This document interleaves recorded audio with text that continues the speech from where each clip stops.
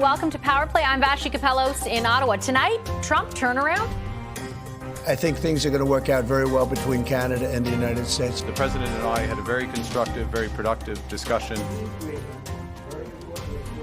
Is the U.S. President shifting his tone on Canada, describing his first call with Mark Carney as, quote, extremely productive, even calling Carney the Prime Minister?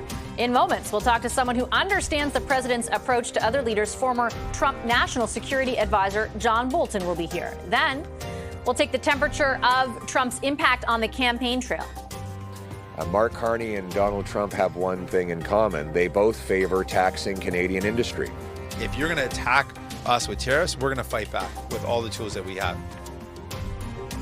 Our Friday front bench will size up the shift and potential reverberations of a Trump about-face. Plus, we're going to talk to CTV anchors across the country about what matters to people in their communities in this election. Nathan Downer, Tara Nelson, and Mi Jung Lee will be here a little bit later on in the show with their perspective. First, though,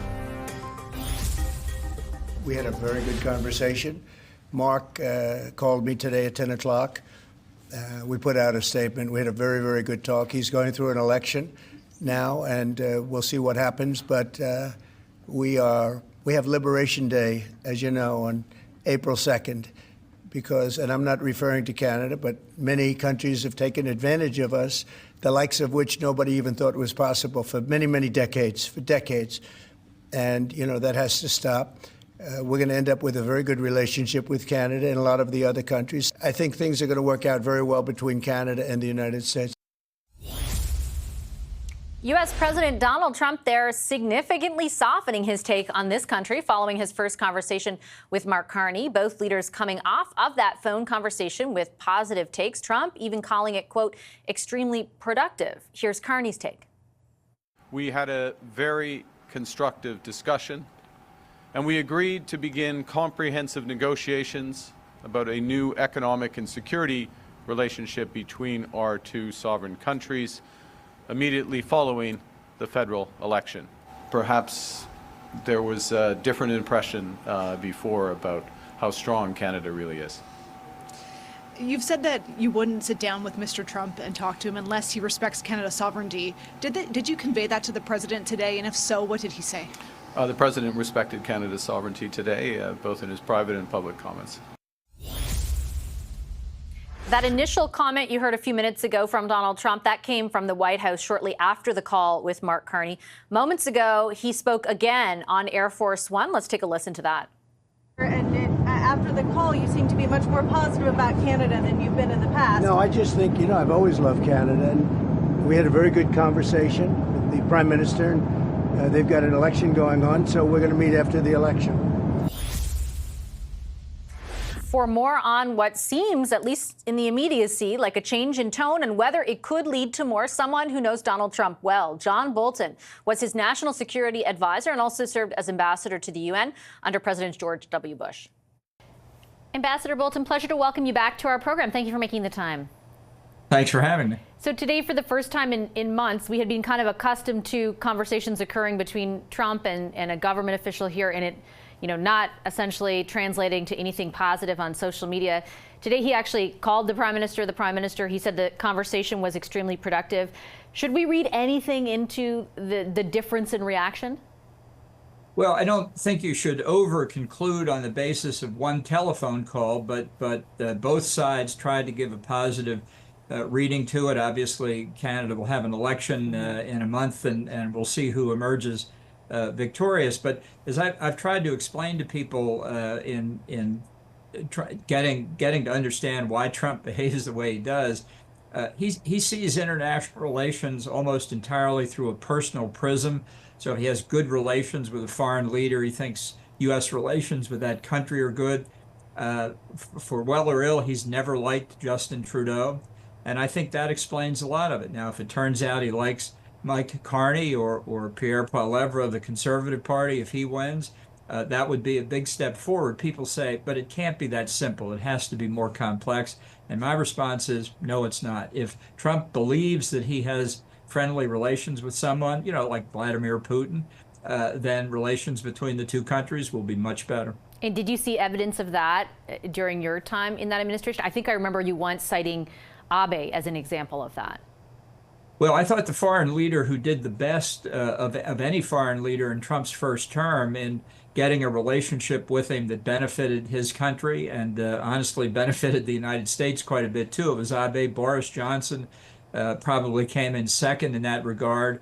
Prime Minister Trudeau was, somewhere near the basement, but Mark Carney has a background in finance, and maybe that's a basis on which the two of them can work more productively. We don't know, but it's possible.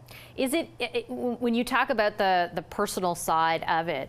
Is there a method to the madness, so to speak? Like, is there a tried and true formula that ultimately does resonate with Trump, or is it kind of haphazard and just ultimately his decision in the moment about the person?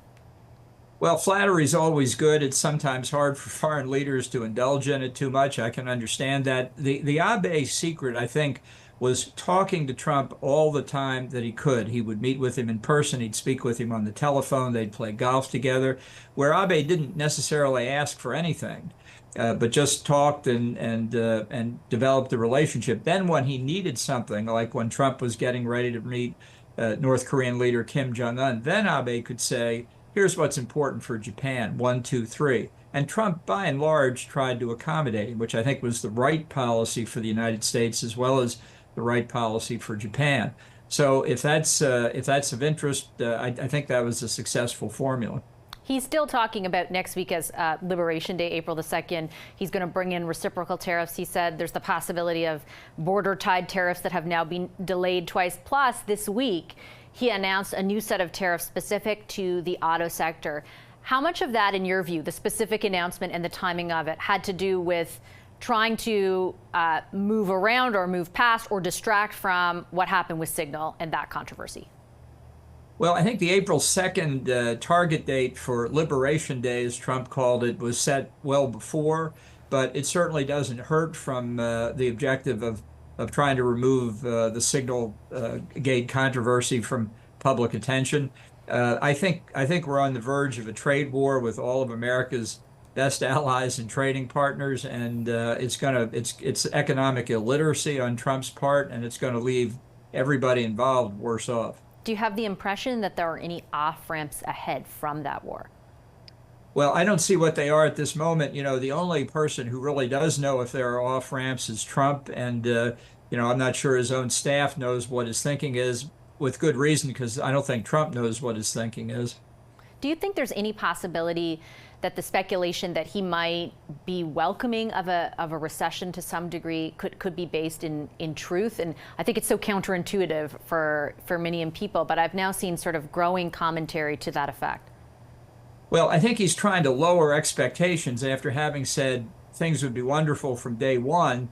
The reality that the stock markets and other indicators are showing is these trade policies are going to have negative effects on the American economy. I think most students of the economy would have said that, and everybody but Donald Trump would have listened to them. So I think he's trying to condition the American public, but I think things could be a lot worse than he expects, because he basically doesn't believe anybody will retaliate against the U.S. tariffs, that they'll succumb and agree to whatever it is his objectives turn out to be. And I must say, I think in many different places in different parts of the world, I don't see that happening. I think we're in for a trade war. Do you think that conditioning you talked about has been effective in any way, or do you see a shift in sentiment among Americans who are kind of unsure that this is what they signed up for? Well, I think there could be a significant shift. I don't think invading Greenland or Panama or making Canada the 51st state were what people voted for in November of 2024. I think they voted there were many reasons, but largely against the failure of the Biden administration economic plan, high prices, the risk of higher inflation. And everyone who studies tariffs believes that the more that go into effect, the higher the prices that Americans will have to pay for the goods that are tariffed will be. There's little doubt about that. I think that could have a significant adverse political effect, particularly for Republicans who have to run for re-election to the House or the Senate in 2026. The markets are down again today. We never know where they're going to end on any given day, but all of the outlooks, I think, are going to turn negative, and that, I think, could accelerate a decline in Trump's approval rating pretty quickly. Ambassador, just one final question for you vis-a-vis what happened with Signal. And just speaking, you know, as one of the allies with the United States who depends on a relationship around sharing intelligence, and obviously you spent a lot of your career in the national security space, would what happened over the last week give you pause if you were one of those allies about that intelligence sharing?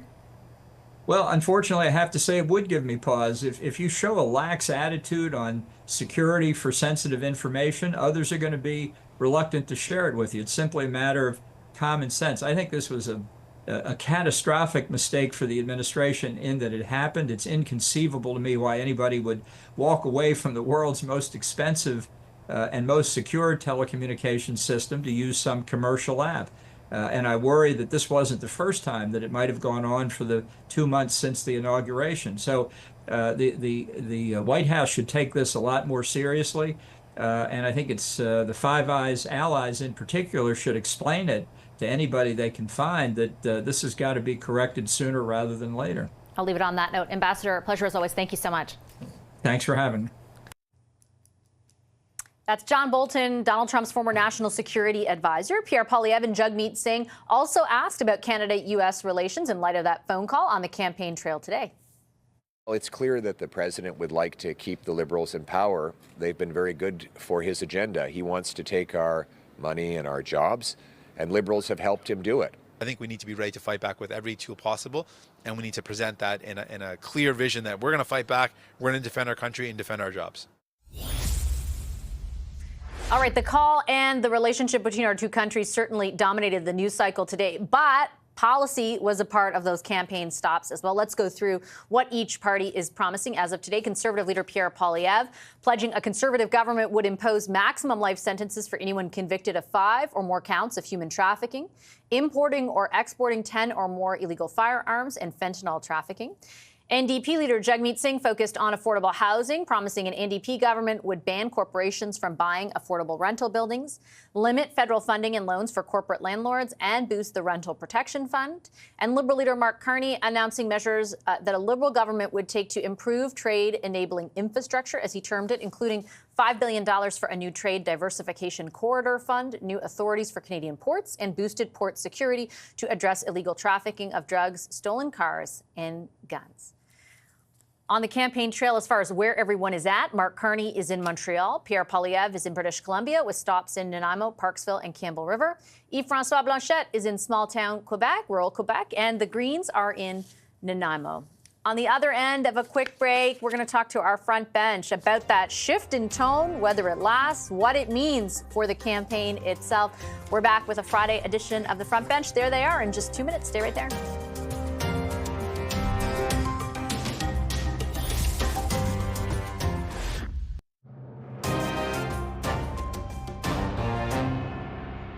We had a very good conversation. Mark called me today at 10 o'clock.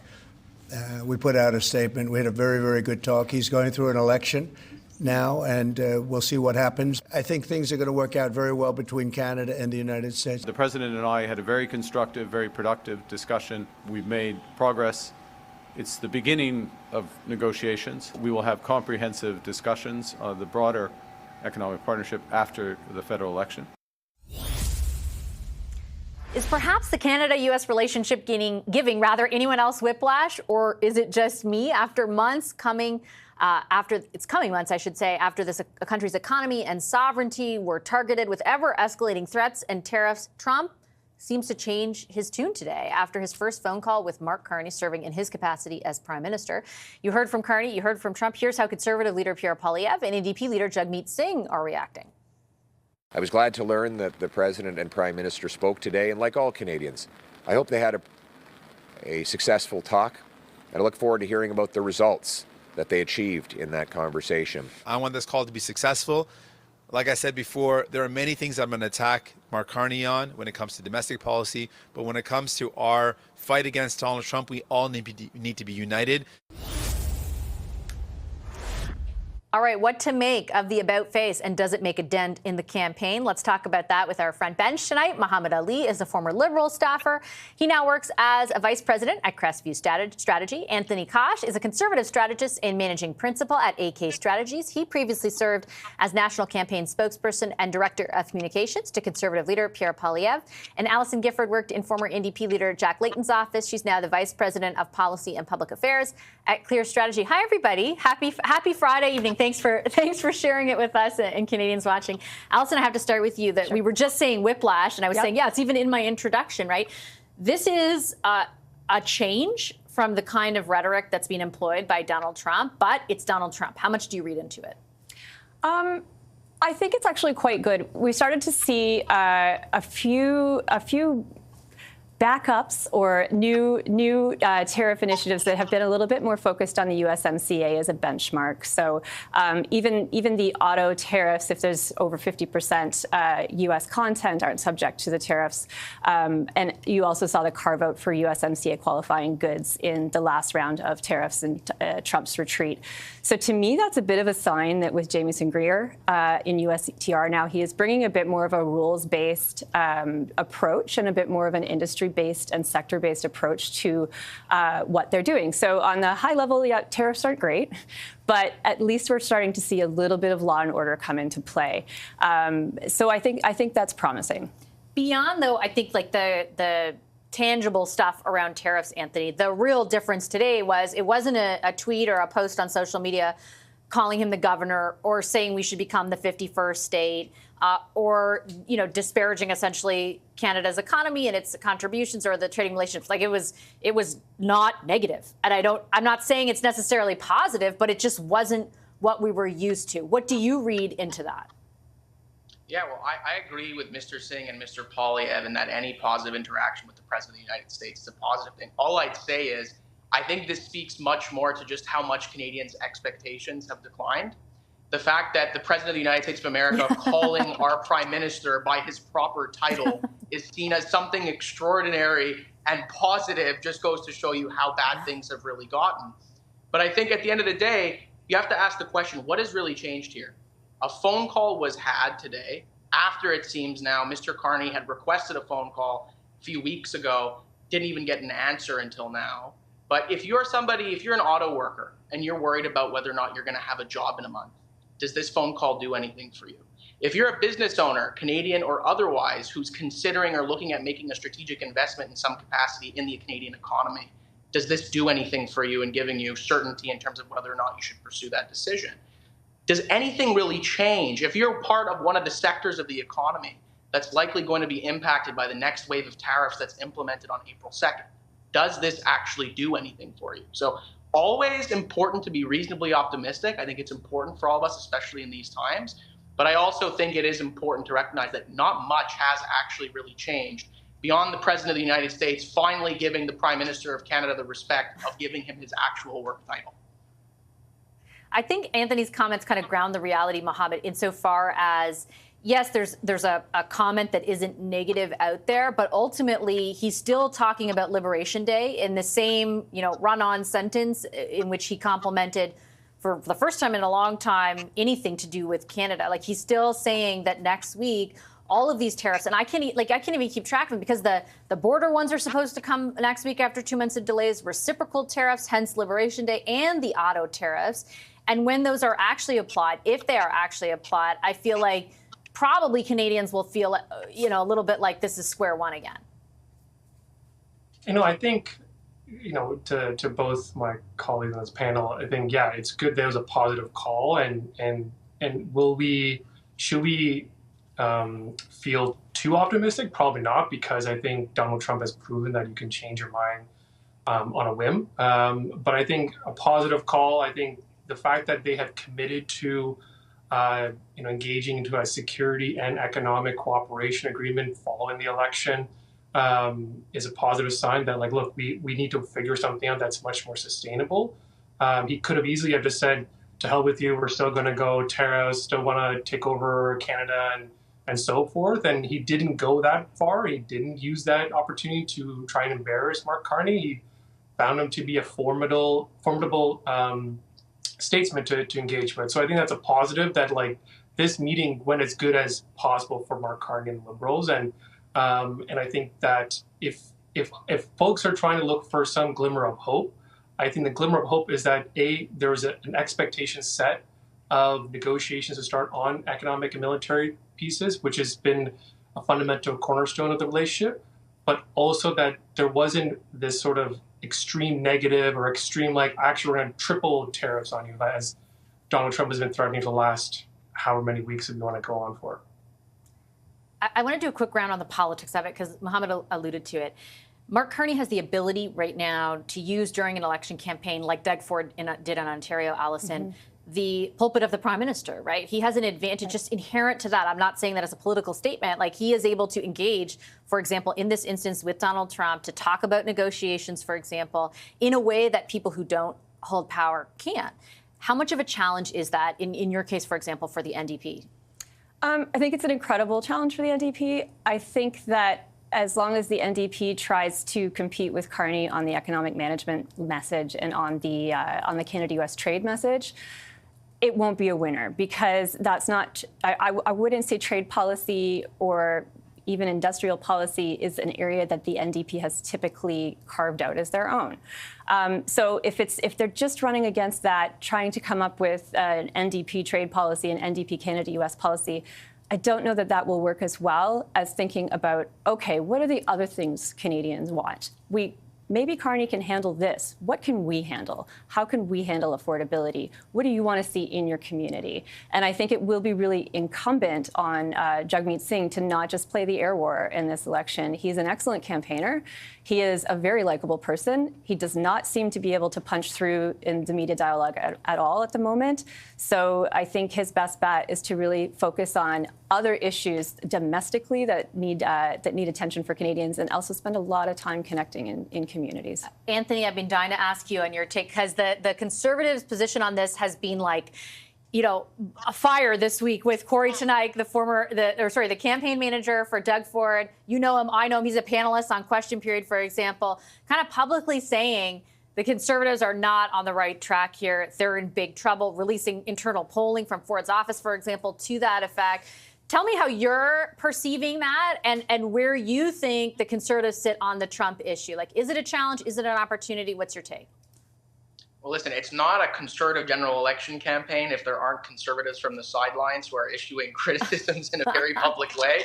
We're sort of accustomed to that. But there's no doubt that for a lot of Canadians, the threats that are coming from the president down south, whether they're on tariffs or making it the 51st state, are on top of mind for a lot of people. And I think this is where you got to start asking the tough questions, which is, why are we so weak in face of the United States of America today compared to where we should be? And that's because we suffered a decade of the lost Liberal decade of horrible policies. But beyond that, I do think there is a conversation to be had here, not only about what we're facing right now from the United States of America, but also making sure that we have the kind of policies put in place by our next government such that Canada will never again find ourselves on our knees the way we find ourselves today in face of threats from any foreign leader from any country at any point, whether it be economic or otherwise. But I think at the end of the day, you have to look at this, right? The Liberal strategy has basically been, up until now, hide Mark Carney and hope that Donald Trump makes the news.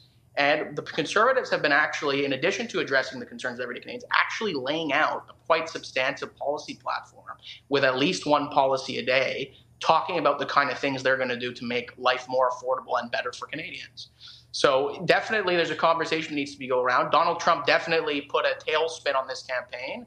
Nobody was expecting to have these kind of conversations 3 months ago. But I think some people are a little bit too quick on the pedal here. We got 30 days left to go before showtime. And there's plenty of more policies and ideas that are set to come out here. And at the end of the day, I don't think Canadians are sold on who's the best person to face Donald Trump now, tomorrow, or any other leader for that matter moving forward. Mohammed, I'll give you the floor to respond to what Anthony just laid out. Look, I mean, I think the Conservatives are trying to throw anything in the kitchen sink at the wall right now to try and get the attention because they're fundamentally struggling on the fundamental issue that is impacting Canadians and are on Canadians' mind. How do you deal with Donald Trump? Who's best positioned to make Canada resilient so that we're not so dependent on the U.S., but also can protect our industry and grow it and diversify it? I mean, Mark Carney has talked about that. He also has a resume people are also attracted to that, not attracted to someone who's been a career politician, who's got sound bites and slogans, right? Like, so I think the convenience of the Conservatives to say like they have a robust plan, I think it's them trying to find anything and, you know, poking at like an Oxford PhD thesis paper as being, you know, plagiarized or something. I mean, they're simply validating the credentials of Mark Carney, saying that he is a highly educated individual. He is well experienced. He has an ability to deal in crisis. And Pierre Poilievre and the Conservatives just don't, because they don't even know how to deal with their own crisis of not knowing what to do in an election. Okay, I got to take a break. We are going to keep this conversation going. I can see Anthony and Allison want to respond. You'll have the chance to after that break. More Power Play and our front bench just ahead.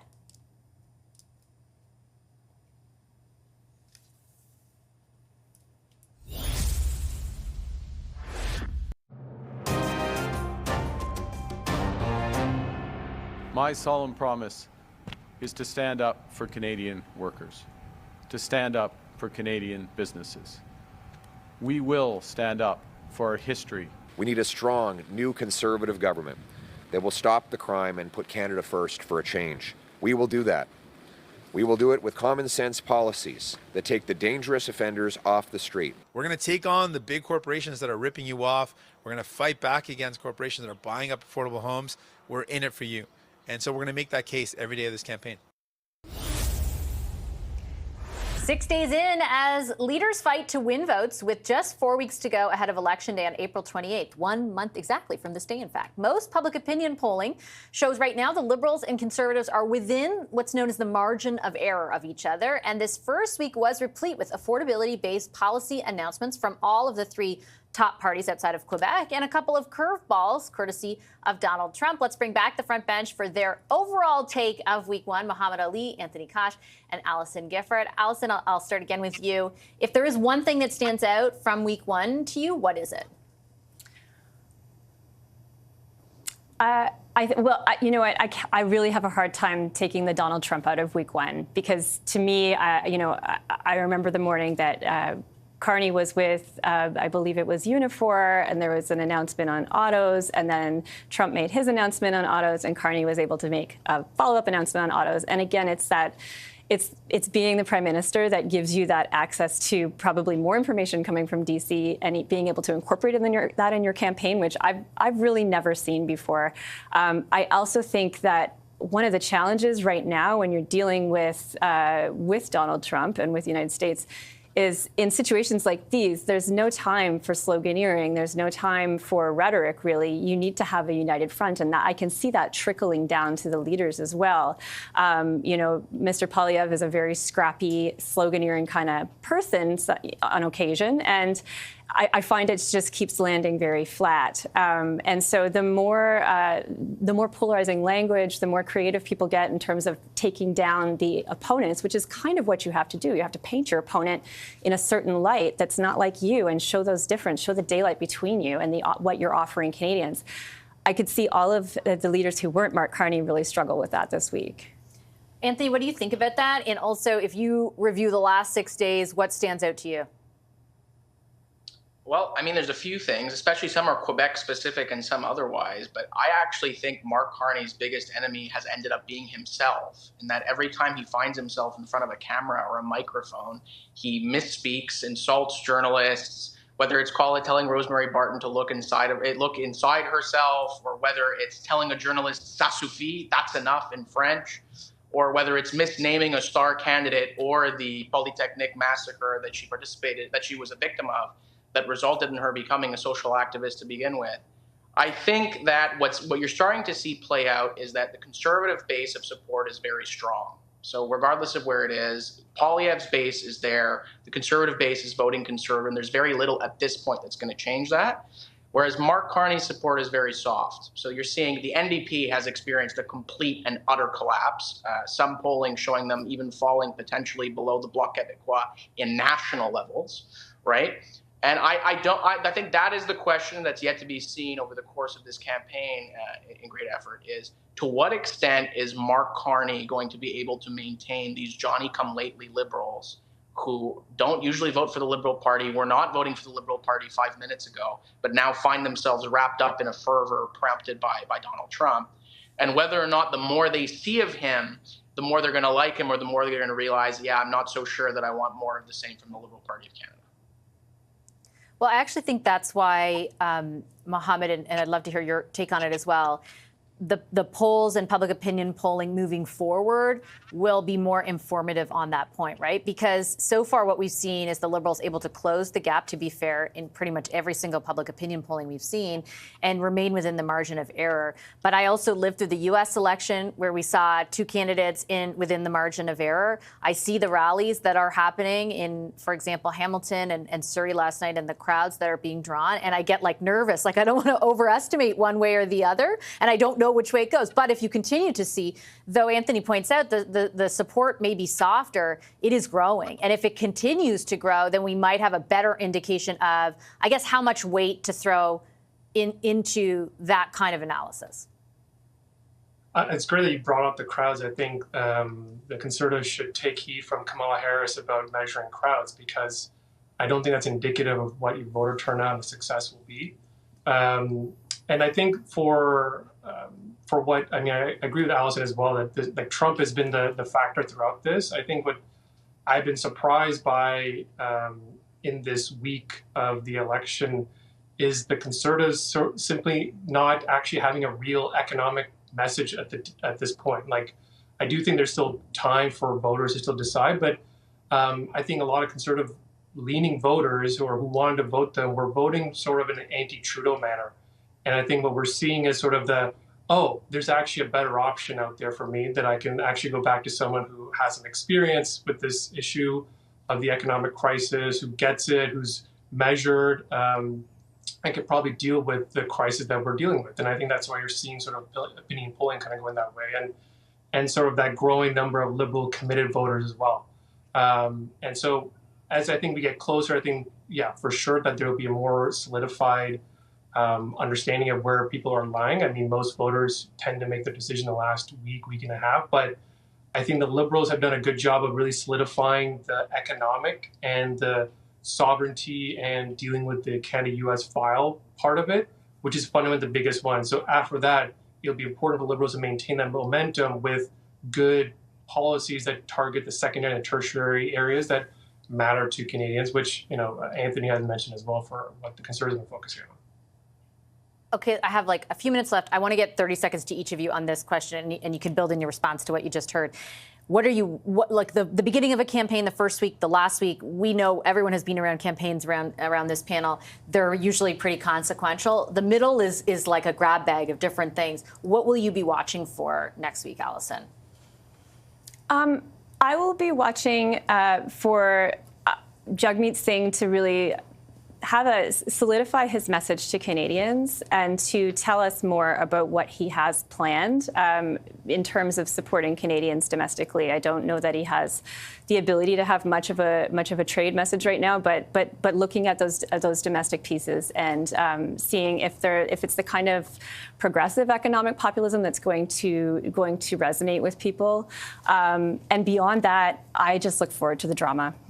All right. Events are everything. Events, my dear, events. All right. Anthony, what about you? What are you going to watch for?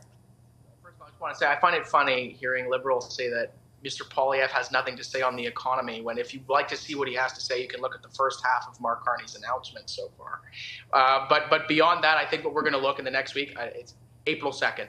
I think, again, the second week of the campaign will largely be dominated around that looming tariff threat coming up on April 2nd with the territorial tariffs, and what campaigns are going to offer for Canadians concerned about that, and just how hard Donald Trump is going to decide to hit us over the head.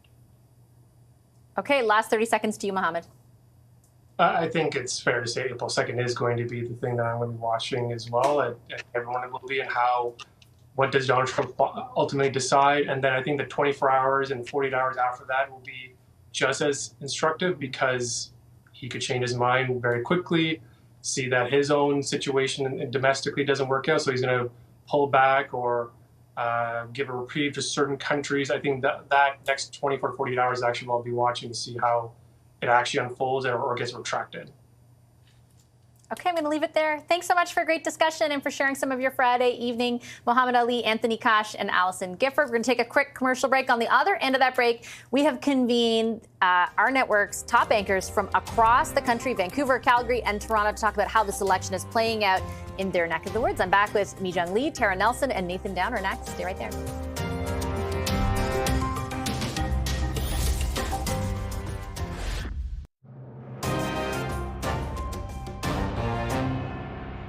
We had a very good conversation. Mark called me today at 10 o'clock. We put out a statement. We had a very, very good talk. He's going through an election now, and we'll see what happens. But we have Liberation Day, as you know, on April 2nd, and I'm not referring to Canada, but many countries have taken advantage of us, the likes of which nobody even thought was possible for many, many decades, And, that has to stop. We're going to end up with a very good relationship with Canada and a lot of the other countries. I think things are going to work out very well between Canada and the United States. A markedly different tone from U.S. President Donald Trump there after his first call with Mark Carney, suggesting perhaps maybe a positive relationship could be on the horizon after months coming after Canada's economy with tariffs and threatening to make this country an American state. With me now to talk about that, CTV News Toronto anchor Nathan Downer, CTV News Calgary senior anchor Tara Nelson, and CTV News Vancouver anchor Mi-Jung Lee. Hi, everybody. I'm so excited that you guys all had the time to have this conversation. We'll be gathering frequently throughout the campaign. Nathan, I have to start with you. Big developments on the Trump front today. There is a really close, an example close to home in the Doug Ford campaign that just took place about the sort of political or strategic imperative of trying to take advantage, essentially, politically, again, of what Trump is doing and how worried people are. It worked for Doug Ford. What's the lesson out of the Ontario election campaign for this bigger federal one? I think the lesson is take the lead, meet the moment. And it looks like that's what Doug Ford did. I mean, when Trump was talking tariffs a few months ago, Doug Ford was really the first politician to really come forward into the spotlight and talk about the urgency of this. So he was quick to respond. He was quick to take action. He was quick to meet with premiers across the country. He was quick to go down to Washington and visit. He was also quick to talk about countermeasures. And you might remember Premier Doug Ford even said he would cut off electricity down in the States with a smile. Now, cooler heads have since prevailed, but he was talking tough. And I think the Torontonians appreciated that, and he won the election pretty easily. Move forward to Mark Carney, not the exact same situation. I mean, remember, he was dealing with a lot of turmoil within the party. Chrystia Freeland decides to step down. Hours before the fall economic statement, you had calls within the party for Trudeau to step down. You had calls for an election to be called. You had the opposition saying that they were not going to support this government. So it was like the perfect storm for Mark Carney. And if anything, he probably didn't even anticipate to do so well in the polls already, thanks to this sort of perfect storm. But it seems like he's also meeting the moment. Doug Ford would hold a news conference right after a Trump tweet or right after a Trump news conference. And we're seeing Carney doing the same thing, even holding a news conference today after having what seemed like a productive or constructive phone call with the U.S. president. So obviously, the trade war and tariffs are on the minds of Torontonians and people across the country. And Mark Carney right now seems to be hitting the right note as far as what he's been saying in terms of countermeasures and how he's coping with this and dealing with it. So if he did learn a few things from Doug Ford, that's understandable. Politicians watch each other, and it seems like he's making the right move so far. Tara, Nathan, they're referencing kind of the ability Mark Carney has to use the pulpit of the Prime Minister in the same way that Ontario Premier Doug Ford was the leader of the PC party during the campaign, but also was able to use the pulpit of being premier. That is one of the advantages that Carney has against his competitors in Poilievre and Singh. Specifically where Poilievre is concerned, though, the Liberals are doubling down, you could say, on trying to characterize him in the same vein as Trump when Canadians' attitudes toward Trump are at such a low. Danielle Smith factors into that, the premier of your province. How do you think that is playing out? I think we can kind of start gauging that based on what we're seeing, but a little bit also on what we're not seeing. So, for instance, when Mark Carney came to Alberta last week, he had a private meeting with Danielle Smith. She sent him away with a list of 10 demands and said, whomever is the next prime minister, you've got 6 months or else. It's not clear what the or else is, but there was no press conferences held. There were no photos released. We don't see those two together. We probably wouldn't expect to see them together.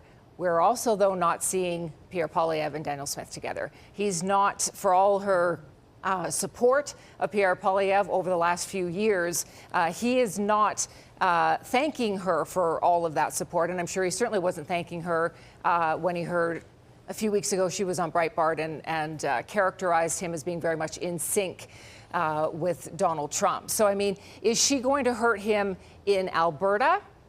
Probably not immensely. The Conservatives won 30 of the 34 ridings in Alberta in the last election. A couple more ridings have been added that could be in play this time round, but Alberta probably predominantly will vote Conservative again.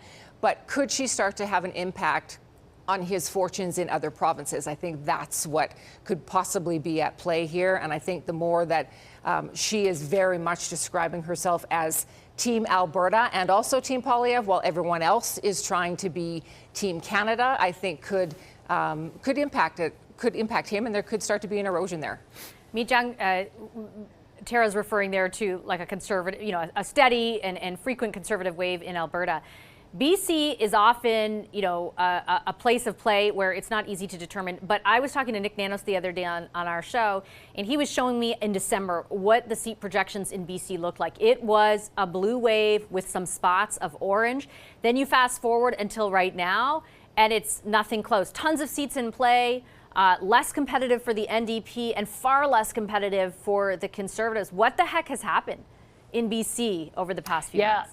Well, of course, in October, we all remember that the Conservatives, the BC Conservatives, were riding on the popularity of the Conservative brand, and they formed official opposition for the first time in 72 years. The NDP just squeaking out a majority win. But fast forward a few months now, and things have changed so much. The political landscape has changed dramatically. Now, at the time, the United Party, formerly the Liberals, they pulled out of the election, the provincial election, because they were worried about splitting the vote. Now, we also have this splitting the vote concern in the federal election. Now, when Parliament was dissolved, it was almost a three-way split in BC. Liberals 14, Conservatives 14, NDP 12 seats, Green 1. So almost a three-way split. But that's changing now. The NDP support has softened quite a bit, a lot of that going to the Liberals. So the Liberals we're seeing surging across the country as well as in BC. So the Liberal surge in BC, a lot of that has to do with the collapse of the NDP support. So some of the pollsters here are saying these NDP strongholds in our province, they could be at risk. Even Jagmeet Singh, the leader of the NDP, his riding is now the newly formed Burnaby Central riding. Some are saying even he could be should be worried about his seat. So that's a phenomenon that we're going to see playing out here in BC. I've just got time for like a lightning round, but I did want to get your perspective from your communities. Nathan, is the big issue Trump, or is it something else? What's your gut tell you about when people in Toronto or outside of Toronto head to the polls on April 28th? I would have to say it's got to be Trump, because Trump also equals jobs, equals the economy, it equals inflation. So all these things are connected to Trump. So yeah, I would have to say Trump, even though housing is important and education and transportation and all these other issues are important as always. But right now, you just mentioned Donald Trump, and it gets everyone's attention because of the ripple effect. If these tariffs are doubled, if they are increased, we don't know what impact that will have, but we just know that we're going to feel it, and we're bracing ourselves, and people are worried about their jobs. So right now, I would say the number one issue is Trump. Tara, is it Trump, is it the economy, or is it change in Alberta? Gosh, I think it's somewhere in the middle. I mean, when we look at all the stories that we've been doing the last couple of years, certainly the cost of living is top of mind for everybody. We have food bank usage in Calgary that has doubled. It's now serving 800 families a day at the Calgary Food Bank. We have a youth unemployment rate sitting at 13%, which is double the average overall unemployment rate. We have astronomical rents for people here and an availability rate for apartments sitting at 1%. I mean, these are desperate times for a lot of people in Alberta right now. But compound that with the fear that everybody has of, will all of those things that they're already worried about get worse if there are tariffs? So I think Trump kind of hangs over all of the other issues as well.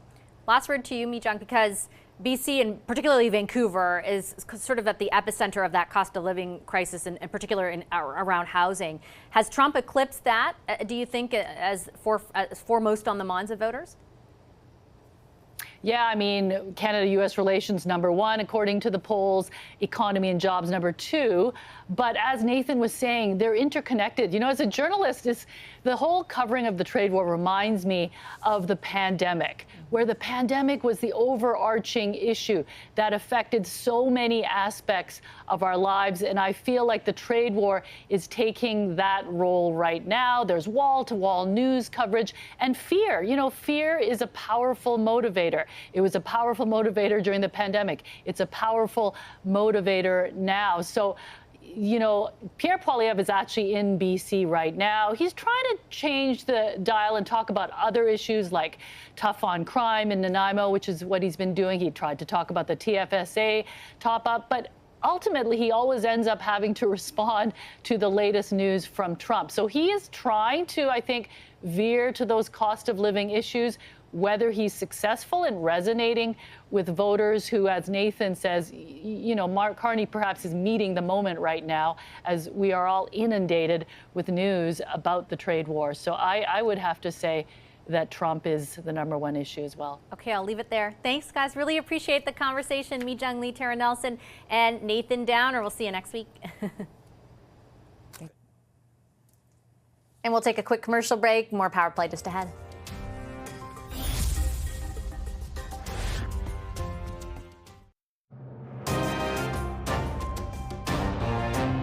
We had a very good conversation. Mark called me today at 10 o'clock. We put out a statement. We had a very, very good talk. He's going through an election now, and we'll see what happens. But we have Liberation Day, as you know, on April 2nd, and I'm not referring to Canada, but many countries have taken advantage of us, the likes of which nobody even thought was possible for many, many decades, And, that has to stop. We're going to end up with a very good relationship with Canada and a lot of the other countries. I think things are going to work out very well between Canada and the United States.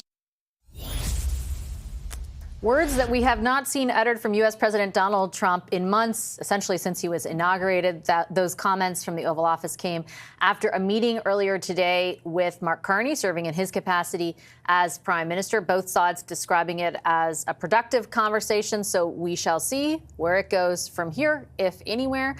Those April the 2nd tariffs, however, still remain in the balance. I do want to quickly tell you about a special launch of my own today. We are dropping a podcast every Friday afternoon during this campaign called That Just Happened, Canada Decides 2025. It basically wraps the week. I analyze it and tell you what to look for next week if you don't have time to follow the day-to-day. So I hope you can download it on iHeartRadio or wherever you get your podcasts. I'll leave Power Play there. I'll see you live Sunday for Question Period.